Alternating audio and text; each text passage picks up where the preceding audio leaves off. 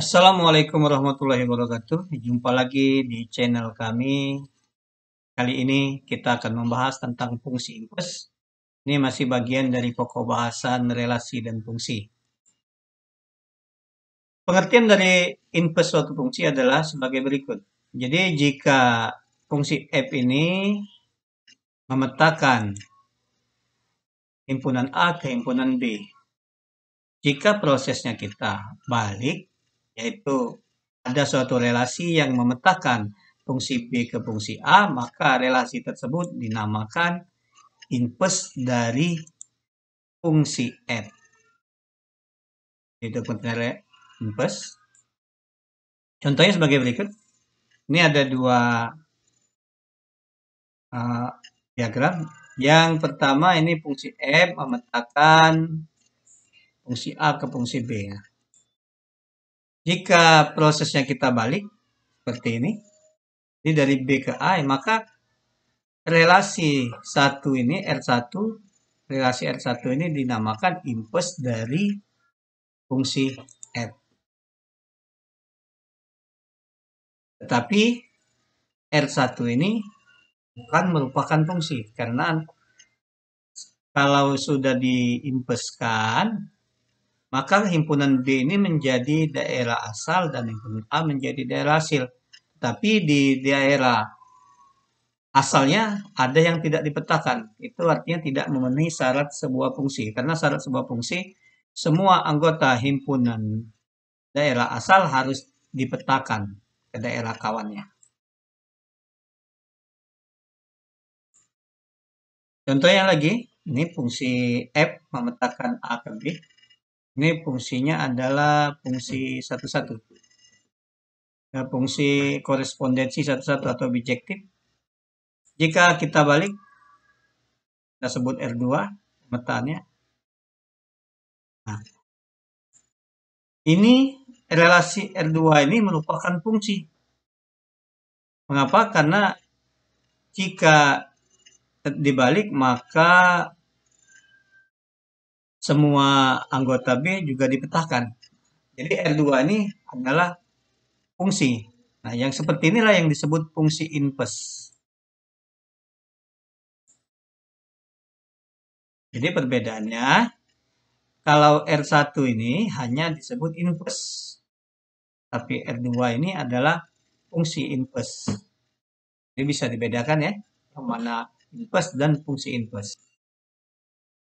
Berdasarkan contoh sebelumnya, artinya suatu fungsi mempunyai fungsi inverse itu ada syaratnya. Itu syaratnya fungsi tersebut harus merupakan fungsi bijektif atau fungsi yang berkorespondensi satu-satu. Kita lihat contoh berikut. Ini ada 4 fungsi. Pertanyaannya yang manakah yang mempunyai fungsi inverse? Jadi seperti syaratnya tadi, fungsi yang mempunyai fungsi inverse adalah fungsi bijektif atau korespondensi satu-satu. Jadi yang banyak anggota himpunan daerah asal dan daerah kawan itu sama banyak. Ini semuanya memenuhi ya. Dan semua daerah asal dipetakan tepat satu dan tidak ada yang ganda ya. Kalian di sini. Jadi kalau punya pasangan tepat satu. Dilihat di sini, ini 2 ini punya pasangan di daerah asalnya itu tidak tepat satu, 3 ini ya. Sedangkan ini ada yang tidak dipasangkan. Sini ada yang tidak dipasangkan di yang soal B, yang C semuanya berpasangan dan tidak ada yang lebih dari satu. Jadi yang mempunyai, jadi bisa kita simpulkan ini bukan bijektif, ini bukan bijektif, ini bijektif, bijektif. Jadi simpulannya yang mempunyai fungsi inverse adalah C dan D. Sekarang kita memasuki contoh soal. Akan membahas contoh soal ini. Jadi pada bahasan fungsi inverse ini tidak ada rumus-rumus yang harus dihafal. Kita hanya mengingat cara atau membalikkan proses persamaannya. Ini ada dapat fungsi yang sama ya, cuma beda tanda dan angkanya. Ini fungsi linier yang paling sederhana. Jadi yang kita bahas di sini adalah fungsi-fungsi yang sederhana. Jadi yang menentukan inverse dari fungsi-fungsi berikut, ini sudah dalam Y ya. Jadi kita bisa langsung Y sama dengan, jadi kalau ini persamaannya dalam X, inverse itu kita membuat persamaannya dalam Y. Jadi kita ubah. Jadi 2X, ini kalau bahasa awam biasanya memakai kata pindah ya. Kalau pindah berubah tanda, padahal ini sebenarnya dikurangi dengan 5 kedua ruasnya. Jadi kedua ruas dikurangi dengan 5, jadi ini 5-nya habis, ini Y min 5.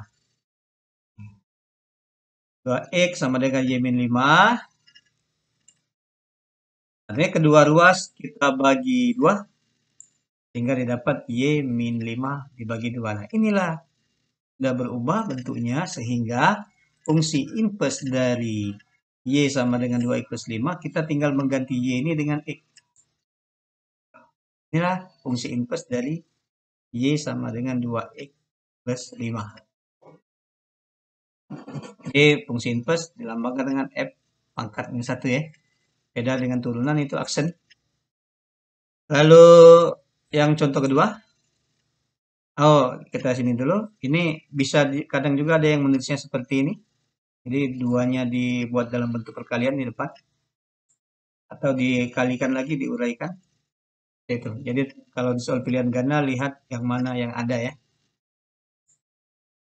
Yang kedua, jadi Y-nya fx kita misalkan Y. Untuk lebih mudah mengerjakannya. Jadi kita kedua ruas kita tambah dengan 7 untuk menghilangkan 7 ini, sehingga didapat 3X sama dengan Y plus 5. Jadi kalau biasa guru mengajarkan, saya dari SD dulu diajarkan guru ini nyebrang ya. Nyebrang sini jadi plus. Jadi sebenarnya prosesnya menghilangkan ini menjadikan 0 dengan menambahkan kedua ruas dengan 7. Jadi selanjutnya kedua ruas dibagi 3, sehingga Y plus 7 dibagi 3. Jadi fungsi inverse-nya kita gantikan Y-nya dengan X, sehingga fungsi inverse dari ini X plus 7 bagi 3. Bisa juga ditulis seperti ini atau diuraikan lagi. Contoh ketiga. Sama ya. Jadi kita hilangkan 3 ini. Kita hilangkan 3. Atau saran saya, usahakanlah buatlah X-nya itu positif. Jadi kan ini min 5X, jadi positif. Jadi ini bisa kita pindahkan ke sini. Kita tambah dengan 5X. Ini kita kurangkan dengan Y. Kedua ruasnya tambah 5X. Karena dia tahu bahasa awamnya ini pindah.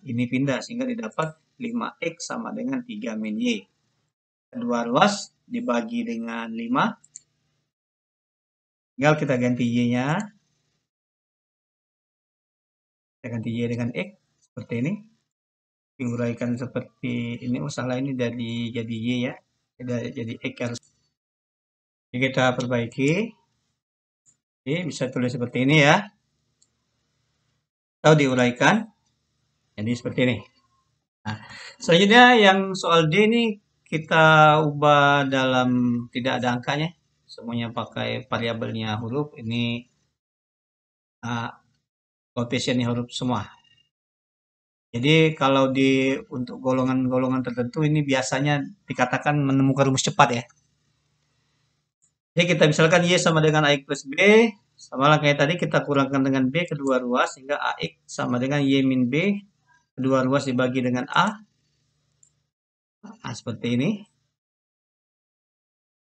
Nah, jadi fungsi inverse-nya adalah X min B per A. Kita ganti Y jadi dengan E. Nah, perhatikan bentuk ini. Ini berlaku secara umum ya. Jadi ini tanda positif, ini jadi negatif ya. Seperti itu. Lalu A-nya posisinya berubah jadi di sini. Nah, ini nanti kita akan mengerjakan soal-soal seperti ini dengan cara ini. Jadi kita tidak menguraikannya. Ini yang kadang kita untuk orang jualan, untuk orang-orang tertentu biasanya dengan belajar menyebutnya rumus cepat. Padahal ini hanya kita bisa menemukannya sendiri. Dari konsepnya ya. Selanjutnya bentuk pecahan. Kita sama caranya seperti tadi. Jadi kita misalkan f(x)-nya dengan y. Caranya, ini kita kalikan ya. Kita kalikan kedua ruas dengan 4x min 5. Penyebutnya kita hilangkan. Jadi kita kalikan sini atau kali silang. Oke, kita uraikan dulu. Buka kurungnya. Jadi 4x kali y. 4. Kita tulis 4yx. Ini min 5y. Sama dengan 2x plus 3. Lalu kita kelompokkan. X sesama yang ada x-nya. Yang tidak ada x, kita pindah ke ruasnya. Jadi, ini pindah ya. Lalu ini x-nya kita keluarkan, kita sederhanakan. Jadi kita keluarkan. Kedua ruas, kita bagi dengan 4y min 2. Sehingga didapat x sama dengan 5y plus 3 dibagi 4y min 2. Nah, jadi fungsi inversnya tinggal kita mengganti y ini dengan x. Ini jadi fungsi inverse sama dengan 5x plus 3 dibagi 4x min 2. Yang B sama, jadi angkanya sama ya. Kita kali silang. Kita kalikan. Ini 3yx ditambah 9y jadinya. Kita kelompokkan. Ini 5x-nya pindah, 9y-nya juga pindah. Jadi min ya. Oke, kita keluarkan x-nya. Kita bagi kedua ruas dengan 3y min 5. Nggak didapat seperti ini. Lalu kita, artinya fungsi inverse-nya tinggal mengganti y ini dengan x. Nah, karena di sini kalau diganti dengan x, ini positif, ini negatif semua. Biasanya untuk jawabannya orang menulisnya semuanya ini dijadikan positif, ini jadi negatif, ini positif, penulisannya dibalik ya, seperti itu.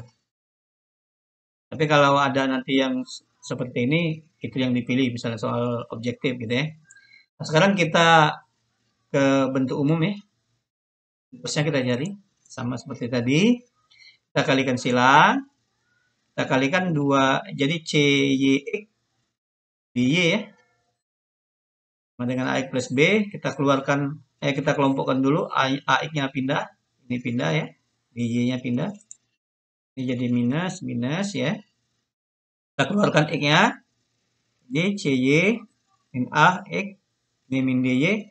Kita bagi dengan CY min A kedua ruas, sehingga didapat seperti ini. Jadi fungsi inverse-nya adalah min DX plus B CX min A. Lihat, perhatikan ke soal ya, perubahannya. Jadi B dengan CX-nya tetap. Nah, kita lihat yang berubah itu hanya A dengan D. Ini kayaknya bertukar tempat dan tandanya berubah. Ini positif, jadi negatif ke sini ya. Oke. Nanti supaya lebih paham kita akan membahas di soal berikutnya, kita khususkan untuk yang katanya rumus cepat itu. Ini kita bahas ini ya. Itu soal yang pertama tadi. Jadi kita pertama yang bentuk tadi kita mengubah tanda plus jadi min ya. Nah, kita ubah plus jadi min. X plus 10. Jadinya X min 10 ya. Di 5X-nya itu 5-nya kita akan di bawah. Jawaban seperti ini. Ini inverse-nya langsung dari konsep dari persamaan umum yang kita jabarkan tadi. Bisa ditulis seperti ini ya. Ini jadi X dibagi 5 1/5X. 10 bagi 5 min 2 ya. Min 10 ya. Soal B. Nah, awas jangan terjebak di soal ini, karena ini X-nya ada yang variabelnya itu ada di sebelah belakang. Jadi harus dibuat bentuk umum dulu. Jadi kita ubah dulu penulisannya ke bentuk umum yang X-nya ada di posisi depan. Nah, jadi sudah seperti ini, kita tinggal mengubah tandanya. Jadi inverse-nya adalah, ini ubah tandanya. Di X min 6 ya. Min 3-nya buat di bawahnya. Nah, jadi kita bagi. Jadi min 1/3X ini jadi plus 2. Atau ada yang menulisnya seperti ini. Nah, untuk yang pecahan, kita lihat. Jadi yang ini tadi tetap min 1 dan 2-nya tetap. Yang berubah itu hanya 4 dan 3-nya. Jadi min 3 pindah ke sini, ke atas. Jadi kalau min jadi plus. Jadi min 3x. 4-nya pindah ke sini. Min 4. Selesai. Untuk yang D, awas ini jangan terjebak ya, bentuk umumnya itu X-nya ada di depan semua. Jadi ubah dulu penulisannya. Min X plus 8 diubah. Jadi untuk impulsnya ini tetap 8 dengan 7X-nya tetap, tinggal ini 11 ke atas, ini min 1 pindah, tandanya berubah jadi 11 plus, jadi min 11X, ini min 1 pindah jadi plus 1. Oke, 1 itu harusnya. Kita perbaiki jadi plus 1 ya. Nah, karena ini negatif, biasanya orang nulisnya diubah bentuknya. Itu yang negatifnya diletakkan di belakang. Seperti itu. Kita ke bahasan berikutnya. Tapi sebelum kita lanjutkan, mohon untuk subscribe, like, komen, dan juga bunyikan lonceng untuk berlangganan video kami berikutnya. Oke, contoh soal berikutnya ini ada bentuk persamaan kuadrat yang diminta fungsi inversnya. D langkahnya sama. Kita misalkan fx dengan y. Lalu kita kelompokkan x dengan x yang tidak ada x kita jadikan satu ruas. Jadi 3-nya pindah ke sini. Di y min 3 ya. Nah, untuk bentuk persamaan kuadrat ini, kita harus mengubahnya menjadi kuadrat sempurna. Di kelas 8 atau kelas 9 di SMP itu sudah belajar bagaimana mengubah kuadrat sempurna. Nah, caranya kita tambah dengan separuh nilai koefisien X-nya. Jadi ini 2 ya. Separuhnya itu adalah, kalau dibagi 2, 1. Kita pangkatkan 2. Jadi kita pangkatkan 2. Jadi karena kita jangan mengubah bentuk, jadi sebelah kiri kita tambah dengan separuh ini pangkat 2, di 1 pangkat 2, sebelah kanannya juga. Jadi nilainya tidak berubah. Jadi persamaannya tetap seimbang. Nah, bentuk ini menjadi kuadrat sempurna, jadi kita ubah menjadi X min 1 pangkat 2, ini kita jumlahkan ya. Ini 1 pangkat 2, 1 dikurangi 3, min 2. Nah, lalu kita hilangkan pangkat 2-nya, artinya dengan memberi akar kedua ruas, sehingga menjadi, atau ini diakarkan, ada tanda plus minus ya, untuk tanda akar itu. Nah, lalu kita ini satunya kita pindahkan ke ruas kanan. Lalu kita tambah 1 kedua ruasnya. Ya, 1 plus minus y min 2. Tuh. Nah, jadi fungsi, jadi inversnya adalah tinggal mengubah y ini dengan x. Ini. Ya, inilah inverse dari fungsi kuadrat ini. Yang B, nah, sama caranya, ini kita min 5-nya kita hilangkan, kita tambah 5 kedua ruas, jadi ini y plus 5. Nah, karena ini masih ada variabel yang bukan 1, jadi kalau bukan 1, kita jadikan 1 dengan cara ubah kedua ruas, bagi kedua ruas dengan koefisien x pangkat 2 ini, yaitu 2. Kita bagi 2 kedua ruasnya, sehingga ini tinggal x kuadrat, ini tinggal 6x. Yang ini dibagi 2, buat saja setengah di depannya gitu. Lalu ini kita sama tadi, kita jadikan kuadrat sempurna, yaitu kita tambah dengan separuh nilai dari x pangkat 2 ini. Dari koefisien x, yaitu 6. Separuhnya adalah 3. Kita pangkatkan 2, jadi ditambah 3 pangkat 2 tambah 3 pangkat 2. Yang ini jadi 3 pangkat 2, 9. Karena ini mau dijumlah, jadi terpaksa ini kita uraikan. Ini kita ubah jadi x. Kita ubah jadi bentuk kuadrat sempurna. Tuh. Ini bentuknya, ini kan 9 ya. Ini 5 per 2. 5 per 2, jadi ini 9 itu 18 per 2 ditambah 5, 23 per 2. Kita hilangkan pangkat 2-nya, jadi kita akarkan. Lalu plus 3-nya pindah, atau pindah ke luas kanan, jadi negatif ya. Nah, jadi inverse-nya tinggal ganti y-nya dengan x. Tuh. Ke contoh selanjutnya, ini bentuk logaritma dan eksponen. Nah, untuk menyelesaikan soal ini, perlu diingat, bahwa bentuk eksponen dan logaritma hubungannya seperti ini. Jadi A pangkat C sama dengan B, jika diubah jadi bentuk logaritma adalah A log B sama dengan C. Jadi fungsi ini pertama kita ubah dulu, efeknya jadi Y.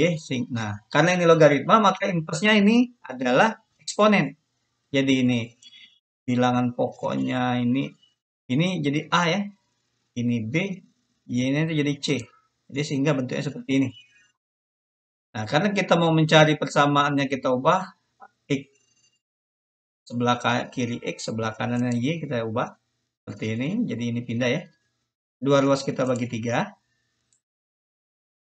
Sehingga ini jadi X, ini per 3.